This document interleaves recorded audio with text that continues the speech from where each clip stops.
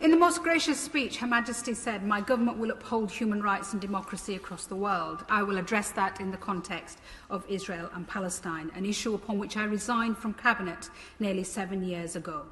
I saw then at the heart of government what we see now, our government simply failing to implement its own stated policy. My Lords, we have a policy. We have a policy of a two-state solution, but we do not recognise Palestine as a state. Ministers refuse to even use its name. We have a policy of a peace process, but we have no appetite to initiate or prioritise one. We have a policy that settlement building is illegal and contrary to international law, yet there is no consequence where every year more and more settlers, supported by the Israeli government and diaspora groups, occupy more land in Palestine. We do nothing to deter Israel from expanding settlements, forced evictions and home demolitions. This is ethnic cleansing and is denying the reality of the state of Palestine to even exist. Our policy is that East Jerusalem is an integral part of a future Palestinian state, and yet we do nothing as extremists barge into homes terrorising Palestinian families who've lived there for generations. Our policy is to defend human rights, but no action follows as hundreds of Palestinian children every year are arrested, mistreated and incarcerated. Our policy is supporting international accountability and funding the International Criminal Court, but we oppose the ICC's investigation into war crimes in Palestine. Each time, my Lords, we fail to implement our own policy, we send out the message to an ever-extremist right-wing Israeli government that there will be no cost or consequences for its treatment of the Palestinians.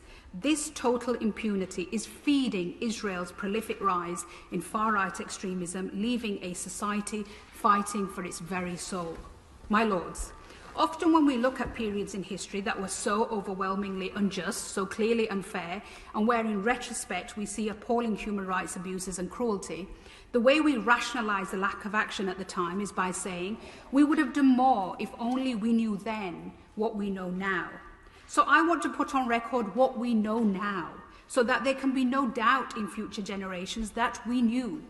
We know about the dispossessions in Sheikh Jarrah, about the chants of death to Arabs in Jerusalem, about the attacks on worshippers in Al-Aqsa, about the attacks outside the Church of the Holy Sepulchre.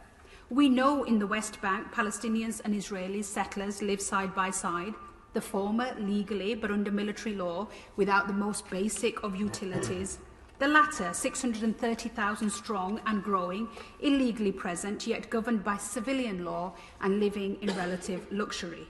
Two peoples in the same land, but with differing legal systems and even separate roads to the same place. So we know, my Lords, as documented by Human Rights Watch, that the threshold has passed for the international war crime of apartheid and persecution. We know generations have existed under a blockade, never left Gaza, an area the size of the Isle of Wight, and drink water that the World Health Organization says is not even fit for animals. We know that mid-pandemic, Gaza's only coronavirus testing lab was damaged because of Israeli army bombing. We know of the deliberate targeting of journalists, including the bombing of the AP building, whereas US Secretary of State Blinken said there was no evidence of Hamas operations. We know that a female journalist who's worked for Channel 4 was attacked and had her hijab ripped off by Israeli soldiers. We know, as reported by Mark Stone at Sky News, of entirely unnecessary provocative behaviour by Israeli police and military yesterday at Damascus Gate, with stun grenades thrown at a peaceful group of Palestinians, and Bethlehem, where volleys of tear gas were used.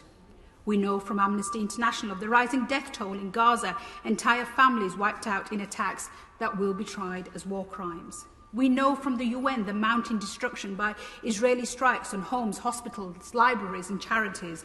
And we know about the incitement of hatred on official Israeli government platforms only this week on Twitter, posting verses from the Quran over a photo of bombs dropping on Gaza in an offensive attempt to argue that Palestinian destruction was ordained in Islam. And we know over the past week Israeli soldiers have shot dead 3 more Palestinian children in the West Bank. And we know, my Lords, that there will be zero accountability for this appalling violence. And our silence in the face of this makes our position, as I said when I resigned in 2014, morally indefensible.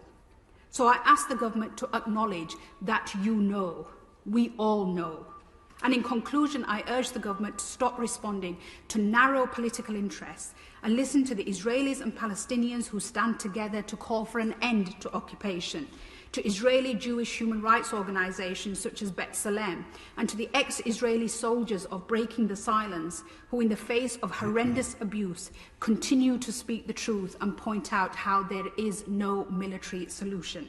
I urge noble lords across the House to win the BAFTA-winning film The Present by Farah Nablusi, which in 20 minutes of heartbreaking storytelling lays bare the daily aggression of occupation and checkpoints.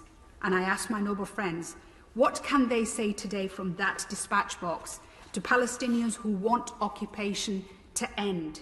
How do we ensure that our policy of the two-state solution is not a simple fig leaf policy to hide inaction, but a reality for the people of Israel and Palestine?